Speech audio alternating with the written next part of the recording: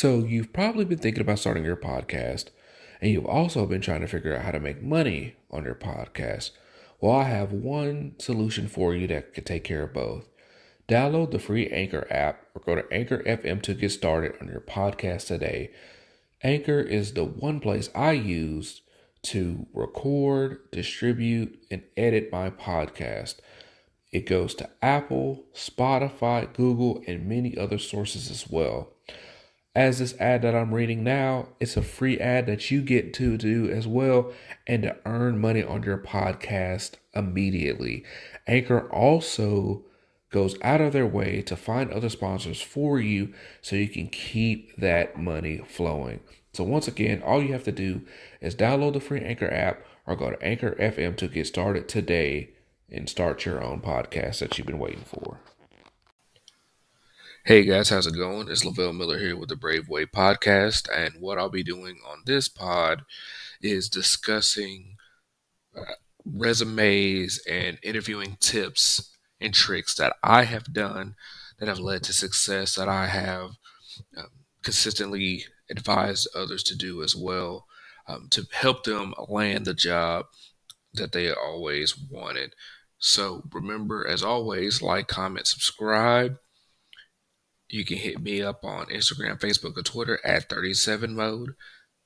And let's get to the pod.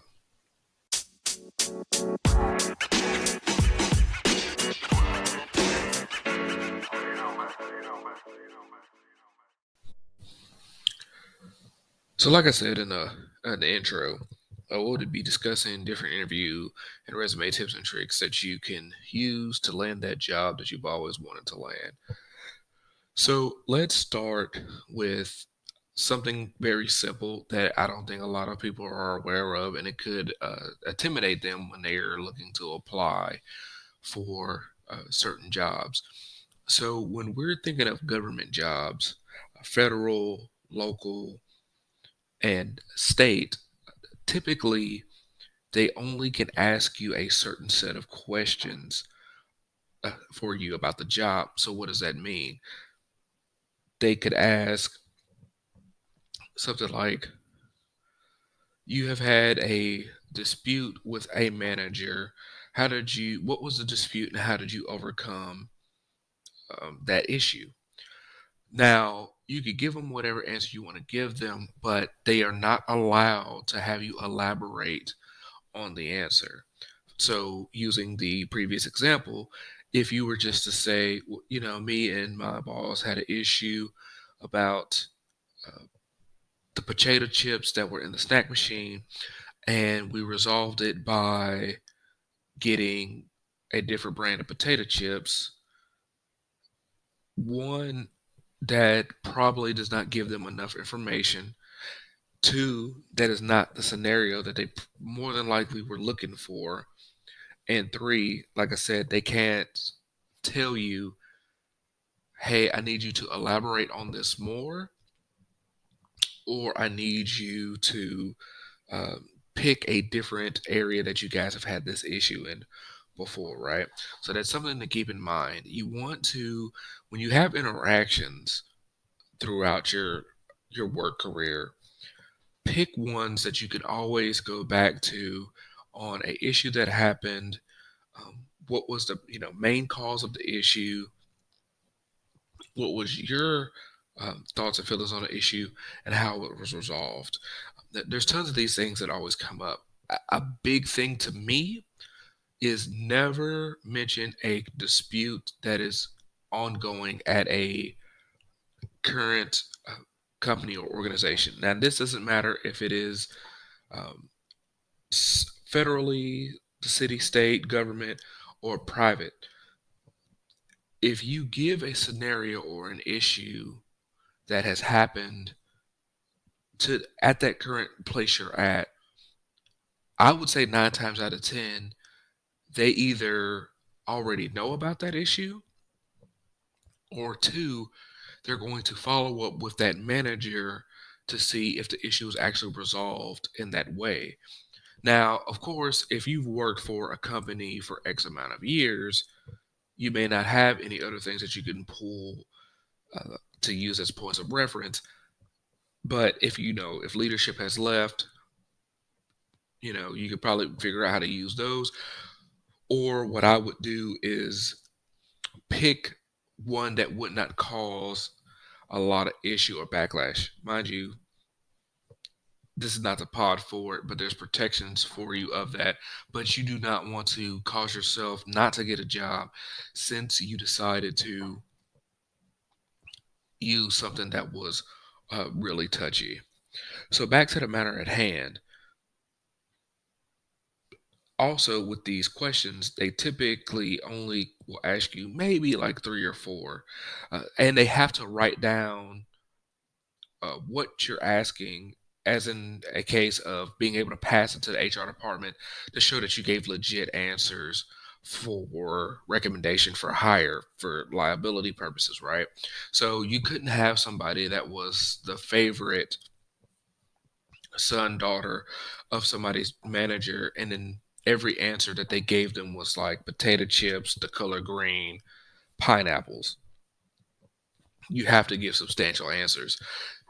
With that being the case, I would also advise of trying to limit how much information you give them because like I said, they will not one be able to like really have you elaborate or anything or say they can say like can you say that like again like I didn't copy it, but that's rare that they would even do that just because of the issues that it may cause. So they will only just write down uh, you know a brief summary of what you said. So keep that in mind. When I had interviewed for a job a couple years ago, something that was very interesting to me is they actually had a clock. So while the it was a panel interview, while the panel interview was giving the questions and they were writing down some of the answers, they also had a clock placed in front of me and said, your answer has to be response rather. Your response has to be less than 3 minutes. Now, if you think about that, yes, I am doing a podcast and my podcast speak is longer than 3 minutes at a time. But how often does somebody typically give you a question uh, and it takes you around 3 or 4 minutes to explain it? Probably not that often. But I guarantee you it is a pressure mechanism to see what can you think of that fast and then get the answer right to them. Because as you think about it, as soon as they would read the question for this interview for case, the clock immediately started. So if you took 2 minutes to figure out what you needed to do, you only had a minute to give them an answer. And from what I looked up after that, when you have time interviews, you don't want to use too little time. You also don't want to use too much. But I know we're getting further away from the point of these type of interviews that I'm saying. So So, like I said, they'll give you an example. Like I said, about like what's the dispute you had with a manager. You have to give an answer. They cannot elaborate after that. Typically, you're only given like 3 or 4 questions specifically for time. Sometimes they also will tell you up front who they are, what do they represent for that organization, especially if it's a panel interview like most government jobs are, and they will each take a time answer asking a question that has already been predetermined. So that's something else that a lot of people don't know is these questions have already been selected by HR as viable and important to what they believe will land them the right candidate. So it's not like they are just asking you something randomly, they're asking you something that's on paper.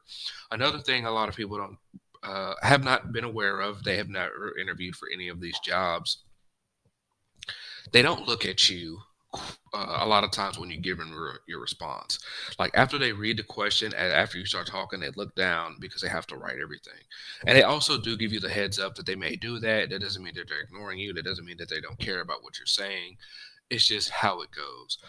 From people that I know that have been on these interview type situations, they're supposed to look as neutral as possible, even if it was a person that you have worked with for a long time.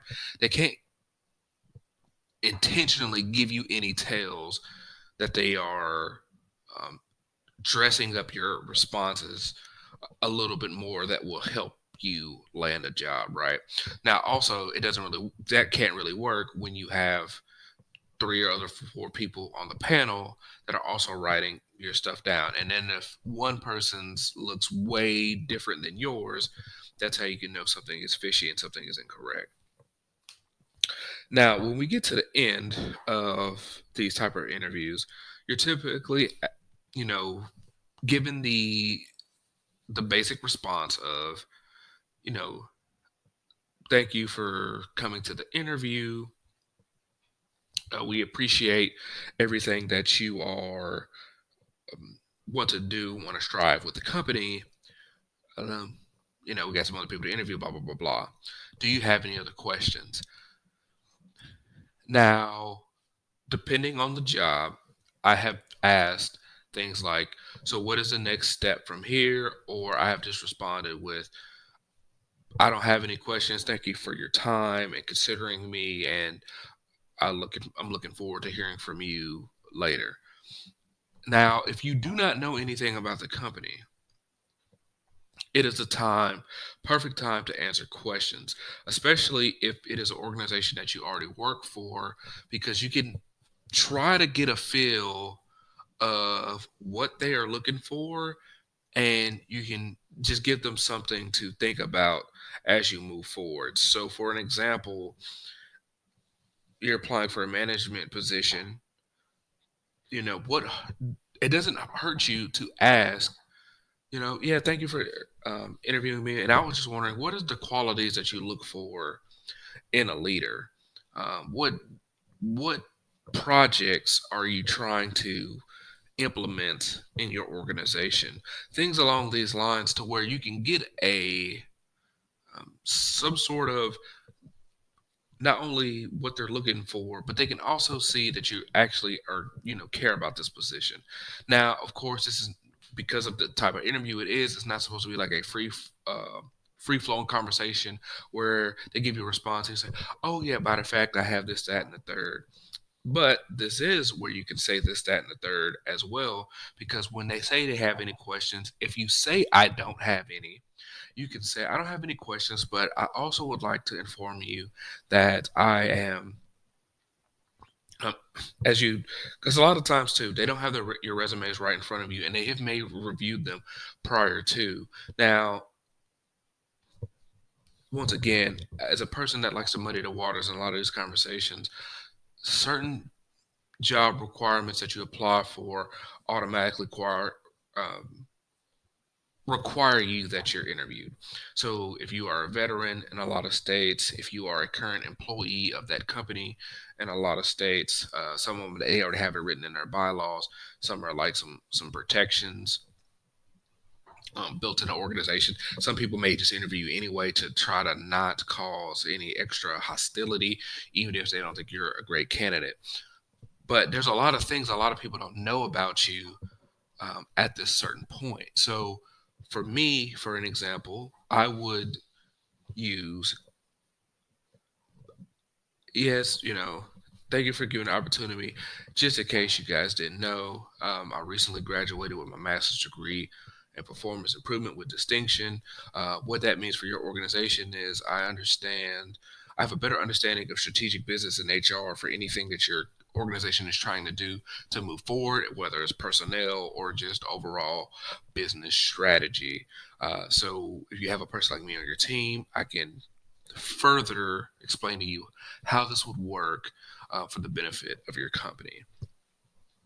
Something like that. You could also include, like, I've worked in marketing for the past 15 years. Some of the projects that I have done is this, that, and the third. Um, the success rate, things like that. Just something to give them a little bit of, oh, this is interesting.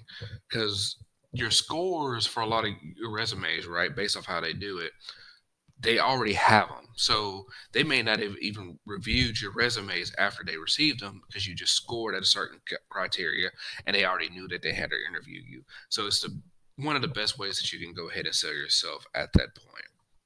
So that's for that part of the conversation is for uh, state and just overall government jobs, right? And this is more of a larger context. So smaller cities may not have a lot of these things. They may have to just do what they have to do to get the employees. But in a larger context, your more populated states, larger cities, things like that. And of course, the federal government is routinely the same, no matter where you go. So when we're looking at things at the private sector, right? So when you're applying for jobs on the private sector, some of the companies have a same thing, a certain amount of questions that they want to ask or not ask to see you're about the job.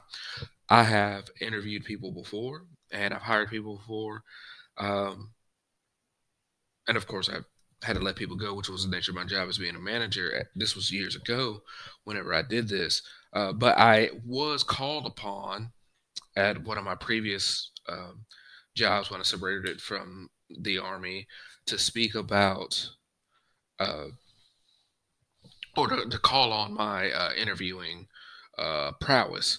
And so what we did is the manager had us write up 10 or 12 questions, and then he reviewed them himself. He passed it to HR and said, hey, are these okay that we ask these in the interview? And then we went ahead and asked the answer.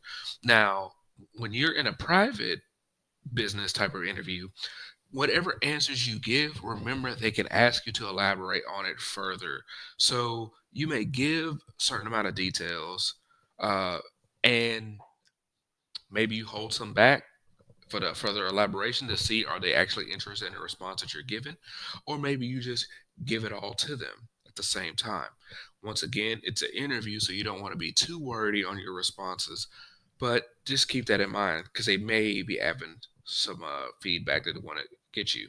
A big common thing that is asked first for private companies, and they do this in some state government jobs, just government jobs in general as well, is they'll say, how did you find out about our company and what interests you about our company?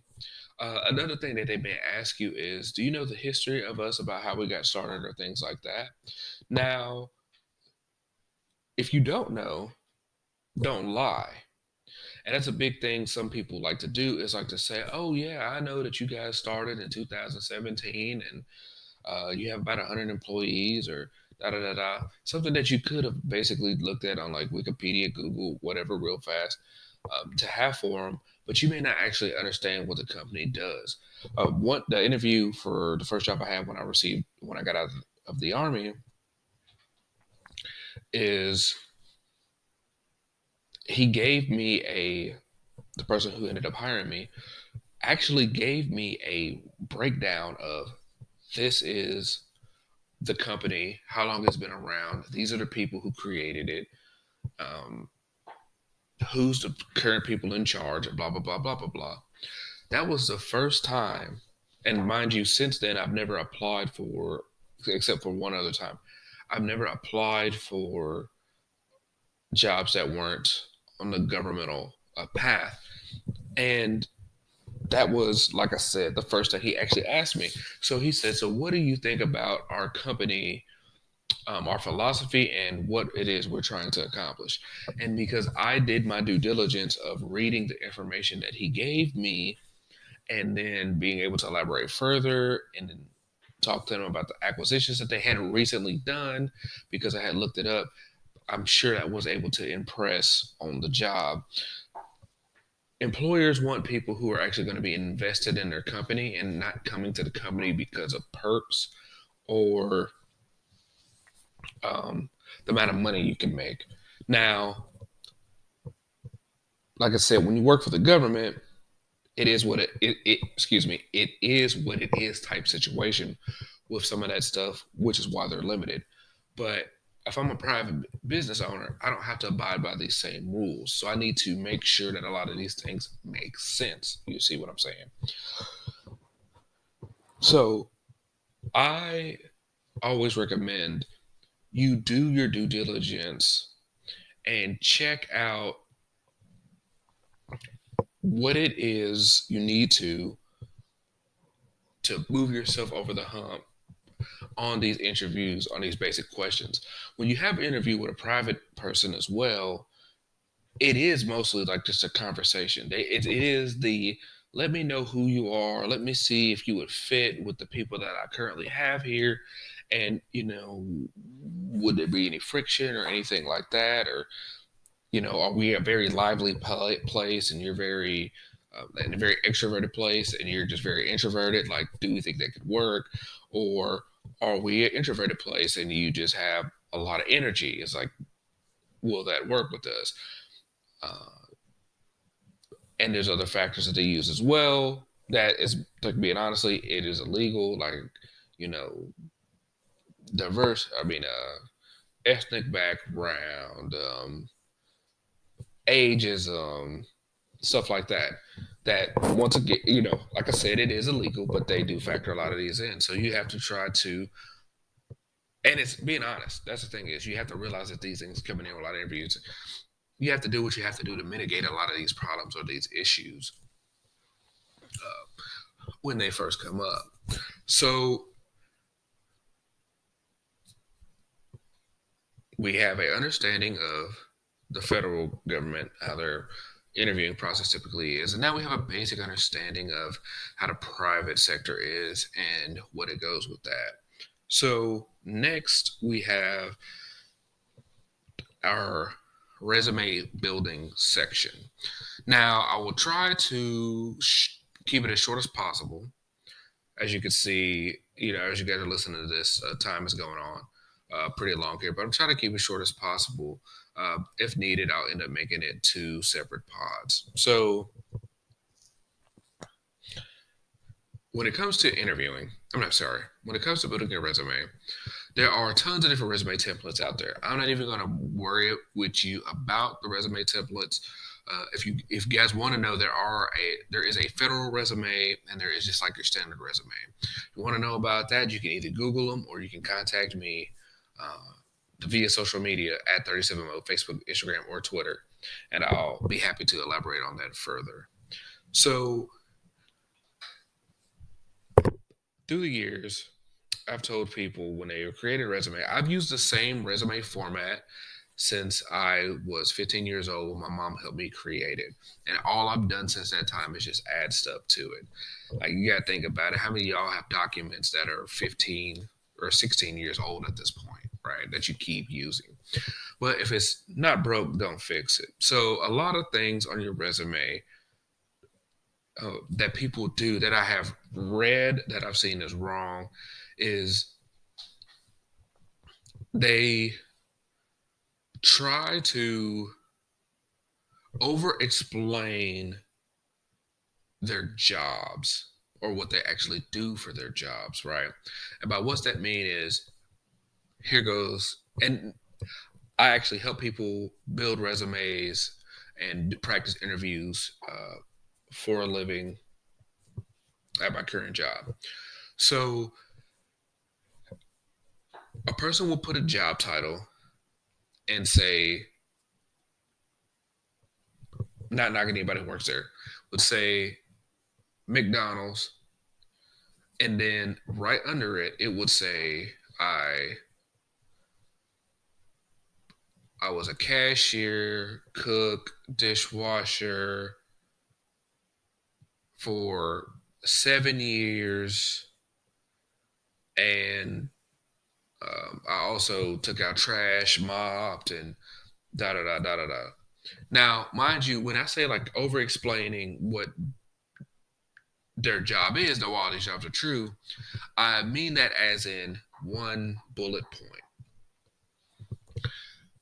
Any job you do should be, well, one, when you work at a location, you should separate every job that you do. Why? Because when people are reviewing your resume, and it's more in the private sector, it looks like you're continuously being promoted up. You're always being considered, um, told to do something else. So, for example, if you worked at McDonald's and you started, was like, I was a dishwasher, and then the things that involved dishwashing, like dishwasher, bullet point, bullet point, bullet point, what it is required dishwasher. Then it was like, oh, I was a cook, do do do do.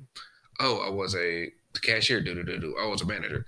Always separate that. Don't put my job title and then just one bullet point and explain everything you want to do. Over explaining in one bullet point. Short, concise examples should be done to give the best feel, and like somebody can just like read, okay, they did this, they did this, they did this, they did that. A bigger key on why to do that is, do you guys honestly believe everybody reads all your resumes? The answer to that is no. Typically, what happens when your resume goes in and you apply for a job, they control F, which is the find feature. If you guys didn't know the command controls for the searching on your desktop or laptop or whatever, and they put in keywords. So keywords, buzzwords, no matter how you look at it, are words that typically are in the past tense and explain different things you do. So if you are looking for, let's say, for a coaching position, right? What are key buzzwords you think they would look for? Taught, coached, helped, motivated, things along those lines, right? If you were looking for probably something that was a customer service, it was like same thing. You would use helped again, but this time you may have assisted, you may have provided, you may have um, things along those lines, right? So for me, like I explain to people all the time whenever I apply for any job I do, I always make sure I have a lot of these things in. So just give you guys a quick example of keywords that I use all the time. Well, not all the time, but depending on what my jobs is or sentences, or example, or like developed, collaborated, organized, reviewed, assessed, enhanced, partnered, um, responded, coordinated, things like this, right? Actively. These are words that typically come up a lot of times when, like I say, when a control F function is there. Now, when people can look at your resume, they can see exactly what it is line by line, what I was doing, but you have to have those words in to get it everything taken care of the way that I think it should. Your resume should also flow to where, obviously, a lot of people don't know this, but it just makes sense that your most recent job is at the top. Now, once again, I'm not going to go over how you align everything up, but a recent job is at the top. And if you're a person who has worked at a job and you've had multiple job titles, it's important to put the start and end dates on your resume as well for those positions, so it can actually show the growth that I was referring to, right? So when you put something like my first job, Jack's Barbecue, if I was to put my job was from June '05 and to only, excuse me, put June '05 to May 2011, and I was only to put that at the top, and then I just had all the different jobs that I did for the company, you wouldn't know when I was considered elevated up and promoted, which are things that can help you land the job that you want to get. So, and then, like I said, well, I didn't say. So you have that. Of course, any of your education that you have will be on there. Any certificates that you give on there, any extracurricular activities will be on there, but they will also have their own specific sections on the resume. Now, once again, there are tons of different resume templates out there. Find one that you the way it looks, and they all typically will have it set up the same way. When you apply for a lot of government jobs and they want you to pre-fill a lot of that stuff out, it will go ahead and list the same type of categories that I mentioned: extracurricular activities, achievements at your certain job. Like I said, your education, you always have to put at least high school diploma on a lot of things, or GED equivalent, right? Now, of course, you also, we're in the age where you're applying for jobs online, so you may not have that as much of an issue. So this is like a brief overview that went 30 minutes. So I will be covering the rest on a separate pod. You check it out the next week after you receive this one, and we can continue to go from there, or you can hit me up before then. So I hope you guys have gotten an understanding of what difference is from like a government interview and a private interview, and basic things of what to understand. And I hope you gained knowledge of what to understand when it comes to building a resume, making sure we have keywords in that can be easily found within a job, not over explaining a different job from like one bullet point, making sure that we are separating our career advancement at a certain job so people can see the difference, and make sure we're putting all of our education um, and any other applicable experience on their certificates and the like. So I hope you guys like the pod. Remember, like, comment, subscribe at 37 mode and on this pod as well. This is how you become legendary. Greatness is earned.